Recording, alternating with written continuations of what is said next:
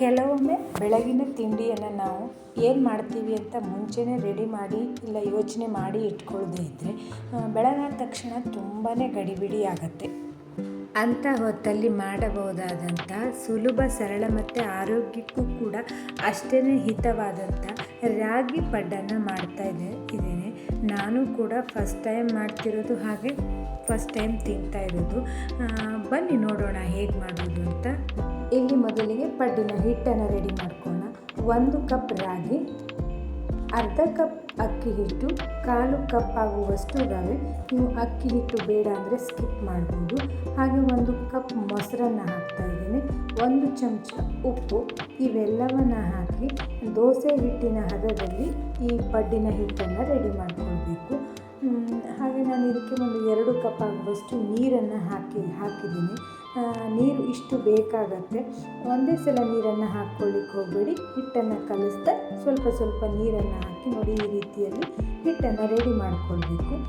ನೀರು ಇಷ್ಟು ಬೇಕಾಗತ್ತೆ. ಇದಕ್ಕೆ ಇಷ್ಟು ತೆಳುವಾಗಿದ್ರೂ ಪರವಾಗಿಲ್ಲ, ಯಾಕೆಂದರೆ ನಾವು ತರಕಾರಿಯನ್ನೆಲ್ಲ ಹಾಕೋದ್ರಿಂದ ಹಿಟ್ಟು ಮತ್ತು ಇದು ದಪ್ಪ ಗಟ್ಟಿಯಾಗುತ್ತೆ. ನಂತರ ಇದಕ್ಕೆ ಒಂದು ಅರ್ಧ ಕಪ್ ಆಗುವಷ್ಟು ಸಣ್ಣದಾಗಿ ಹೆಚ್ಚಿರುವಂಥ ಈರುಳ್ಳಿ, ಅರ್ಧ ಕಪ್ ಕ್ಯಾರೆಟು, ಅರ್ಧ ಕಪ್ ಮೂಲಂಗಿ, ನಿಮಗೆ ಬೇಡ ಅಂದರೆ ಸ್ಕಿಪ್ ಮಾಡಬಹುದು. ಒಂದು ಅರ್ಧ ಕಪ್ ಆಗುವಷ್ಟು ತುರಿದಿರುವಂಥ ಕ್ಯಾಬೇಜ್, ಹಾಗೆ ಒಂದು ಸ್ವಲ್ಪ ಫ್ರೆಶ್ ಆಗಿರುವಂಥ ತೆಂಗಿನಕಾಯಿ ತುರಿ, ಒಂದು 4 ಹಸಿಮೆಣಸನ್ನು ಹಾಕಿದ್ದೇನೆ ಖಾರಕ್ಕೆ. ಚೆನ್ನಾಗಿ ಒಂದು ಸರಿ ಮಿಕ್ಸ್ ಮಾಡಿ ನೋಡಿ. ಹಿಟ್ಟು ಈಗ ಗಟ್ಟಿಯಾಯಿತು ಅಂದರೆ ನಾವು ತರಕಾರಿಯನ್ನು ಹಾಕಿರುವ ಕಾರಣ ಇದು ಗಟ್ಟಿಯಾಯಿತು. ಒಂದು 15 ನಿಮಿಷಗಳ ಕಾಲ ಮುಚ್ಚಿ ಹಾಗೆಯೇ ಬಿಡಿ. ನಿಮಗೆ ಟೈಮ್ ಇಲ್ಲ ಅಂದರೆ ತಕ್ಷಣಕ್ಕೂ ಕೂಡ ಮಾಡ್ಬೋದು, ಆದರೆ ಬಿಟ್ಟರೆ ಚೆನ್ನಾಗಿರುತ್ತೆ. ಇದು ಹುಳಿ ಬಂದಿರುತ್ತೆ ಹಿಟ್ಟು. ನಂತರ ಸಣ್ಣದಾಗಿ ಹೆಚ್ಚಿರುವಂಥ ಕರಿಬೇವು ಹಾಗೆ ಕೊತ್ತಂಬರಿ ಸೊಪ್ಪನ್ನು ಮೇಲ್ಗಡೆಯಿಂದ ಹಾಕಿ ಪುನಃ ಮತ್ತೊಮ್ಮೆ ಮಿಕ್ಸ್ ಮಾಡಿ.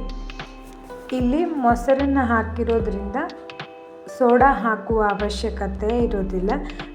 ಅಕ್ಕಿ ಹಿಟ್ಟು ಬೇಡ ಅಂದರೆ ನೀವು ಅದನ್ನು ಕೂಡ ಸ್ಕಿಪ್ ಮಾಡ್ಬೋದು. ಪಡ್ಡಿನ ಹಂಚಿನ ಮೇಲ್ಗಡೆ ಎಣ್ಣೆಯನ್ನು ಹಾಕಿ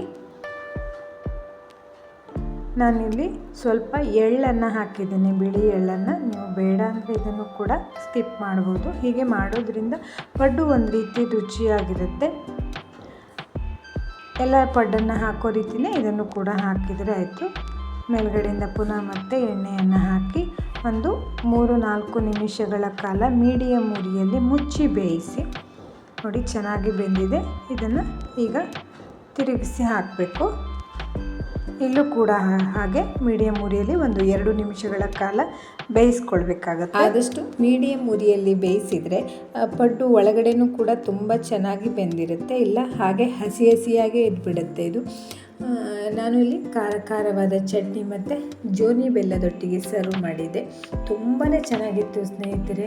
ಇದನ್ನು ಖಂಡಿತವಾಗಿ ನೀವು ಮಾಡಿ ನೋಡಲೇಬೇಕಾದಂಥ ರೆಸಿಪಿ. ಆರೋಗ್ಯಕ್ಕೂ ಕೂಡ ಅಷ್ಟೇ ಒಳ್ಳೆಯದು ಮತ್ತು ರುಚಿನೂ ಕೂಡ ಹಾಗೆ ಇದೆ. ಎಲ್ಲರಿಗೂ ಮನೆ ಮಂದಿಗೆಲ್ಲ ಇಷ್ಟವಾಗುವಂಥ ರೆಸಿಪಿ. ಒಮ್ಮೆ ನೀವು ಟ್ರೈ ಮಾಡಿ ನೋಡಿ. ಹಾಗೆ ನನ್ನ ಪರಿಶ್ರಮ ಕಿಚನ್ ಚಾನಲ್ ಒಳಗಡೆ ತುಂಬ ರೆಸಿಪಿಗಳನ್ನು ಮಾಡಿ ಹಾಕಿದ್ದೇನೆ. ನೀವು ಒಮ್ಮೆ ಹೋಗಿ ನೋಡಿ, ನಿಮಗೆ ಯಾವುದಾದ್ರೂ ಇಷ್ಟ ಆಗ್ಬೋದು. ಇಷ್ಟ ಆದರೆ ಟ್ರೈ ಮಾಡಿ ನೋಡಿ. ಈ ವಿಡಿಯೋ ನಿಮಗೆ ಇಷ್ಟ ಆಯಿತು ಅಂತ ಭಾವಿಸ್ತೇನೆ. ನೋಡಿದ್ದಕ್ಕಾಗಿ ಧನ್ಯವಾದಗಳು.